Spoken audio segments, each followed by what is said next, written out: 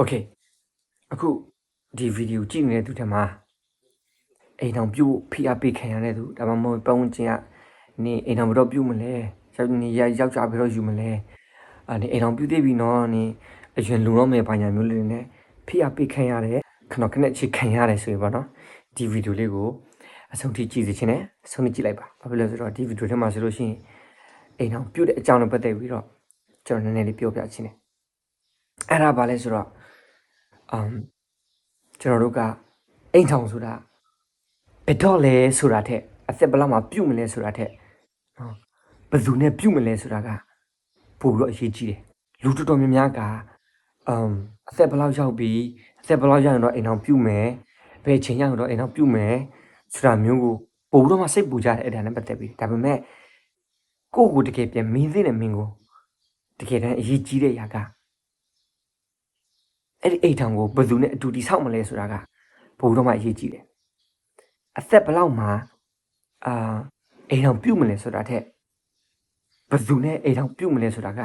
စိတ်ဘယ်လောက်ချမ်းသာရမလဲဆိုတာကိုပို့တော့မှခက်မှန်လို့ရတယ်နော်ဘာဖြစ်လဲဆိုတော့အချိန်မှန်ပြီးလူရင်းမှားလို့မရတယ်လို့အချိန်မှားလို့လည်းမရဘူးအချိန်မှန်ပြီးလူရင်းမှားရင်လည်းဒီစိတ်ချမ်းသာမှုမရနိုင်ဘူးပေါ့နော်အချိန်နောက်ကျတယ်လို့ထင်ရပေမဲ့ခါတလေကြလို့ရှိရင်လူမှန်တယ်ဆိုလို့ရှိရင်ဘဝကနည်းနည်းတွေးနေအေးချမ်းနဲ့ဖြစ်တယ်အိမ်ထောင်ရေးဆိုတာကချစ်နေတဲ့အချိန်လေးမှာပဲမဟုတ်ဘူးကျွန်တော်တို့ကဒီစိတ်ပင်ပန်းတဲ့နေ့တွေအဆင်မပြေတဲ့အချိန်တွေပြီးတော့ငွေကြေးဖိအားတွေနားလည်မှုလွဲတာတွေဒါတွေအကုန်လုံးကိုဘောတရှောက်လို့တူဖြတ်တန်ရမယ့်ခရီးတစ်ခုပေါ့နော်ဒါကြောင့်အသက်ဘယ်လောက်မှအိမ်ထောင်ပြုတ်မလဲဆိုတာတဲ့ကိုဘယ်သူ့ရွေးချယ်မလဲဘယ်သူနဲ့အိမ်ထောင်ပြုတ်မလဲဆိုတာကအများကြီးအရေးကြီးတယ်အဲ့လိုပြောလိုက်လို့အပြည့်ပြည့်စုံတဲ့သူ perfect ဖြစ်တဲ့သူကိုလိုက်ရှာဖို့လဲပြောတာမဟုတ်ဘူးရှာလို့လည်းတွေ့မှာမဟုတ်ဘူးရှိလည်းမရှိဘူးအဲ့ဒီစားတကယ်ပဲကိုယ်နားလဲဖို့စူးစမ်းတဲ့သူဒီမတူညီမှုတွေကိုကိုညှိနှိုင်းတဲ့သူပေါ့နော်စကားပြောလို့အဆင်ပြေတဲ့သူခုဆိုလို့ရှိရင်ဒေါသနဲ့မောဟနဲ့ဝန်ထိုင်ကျဲတဲ့သူတဲ့စကားအေးအေးစင်ညှိနှိုင်းပြောတတ်တဲ့သူပြီးတော့ကိုယ်အနိုင်ယူတာတဲ့ပေါ့နော်ခုဆိုလို့ရှိရင်ကိုယ့်ရဲ့အားနည်းချက်ကိုဖြစ်စီပြီးမဲ့သူပေါ့အဲ့လိုလူစားမျိုးပေါ့အကုန်လုံး perfect ဖြစ်နေစရာတော့မလိုပါဘူးအကုန်လုံး perfect ဖြစ်မှအိမ်တော်တစ်ခုသားရတယ်အိမ်တော်တစ်ခုမြဲတယ်ဆိုတာမရှိဘူးပေါ့နော်ဘာဖြစ်လို့ဆိုအိမ်တော်ကြီးကမြဲတယ်ဆိုတိုင်းလဲပျော်ရွှင်တဲ့အိမ်တော်ကြီးမဖြစ်ဘူးအိမ်တော်ကြီးကမြဲတိုင်းပျော်ရွှင်ရတဲ့အိမ်တော်ကြီးမဟုတ်ဘူးအဲ့ဒါကြောင့်မလို့အိမ်တော်ကြီးအတွက်ကိုအလီမလိုချင်ဘူးအလီမလိုပါနဲ့ပုံချင်းကနေအသက်ဒါလောက်ရှိနေပြီအိမ်တော်ပြုတ်ပါတော့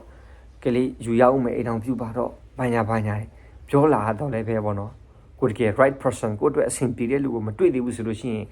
အသက်အရွယ်တစ်ခုတည်းကြောင့်မလို့အသက်ဘယ်လောက်မှဖြစ်ပါတယ်ဆိုတဲ့အကြောင်းကြီးတစ်ချက်ကြောင့်မလို့ ਨੇ အိမ်ထောင်ပြုတ်ဖို့မလုံလောက်ဘူးပေါ့နော်အိမ်ထောင်မပြုတ်သင့်ဘူးလို့ပြောချင်တယ်ဘာဖြစ်လဲဆိုတော့ကိုကလူရွေးမှန်တယ်ဆိုလို့ရှိရင်အဲ့ဒီအိမ်ကိုကတခါတနာထူထောင်တယ်လို့ဖြစ်ပြီးတော့လူရွေးမှားတယ်ဆိုလို့ရှိရင်တော့အဲ့ဒီအိမ်ထဲမှာထောင်ကျနေလို့ဖြစ်မှာဒါကျွန်တော် main လေးယောက်ျားလေးပြောတာမဟုတ်ဘူးအကုန်လုံးပဲဆိုတော့အသက်အရွယ်တစ်ခုကြောင့်မလို့အသက်ဘယ်လောက်မှမလို့အိမ်ထောင်ပြုတ်ရတယ်ဆိုတာမျိုးကမဖြစ်သင့်ဘူးရေရှည်ပျော်ရွှင်ရမှုဆိုလို့ရှိရင်တော့ဘယ်တော့အိမ်ထောင်ပြုတ်တယ်လဲဆိုတာတဲ့ဘယ်သူနဲ့အိမ်ထောင်ပြုတ်တယ်လဲဆိုတာကပို့ပြီးတော့မှအဖြေပေးလိုက်မယ်ထင်တယ်တစ်ခုခုရသွားမယ်လို့ထင်ပါတယ်ကြော်ဖြတ်နိုင်ပါစေ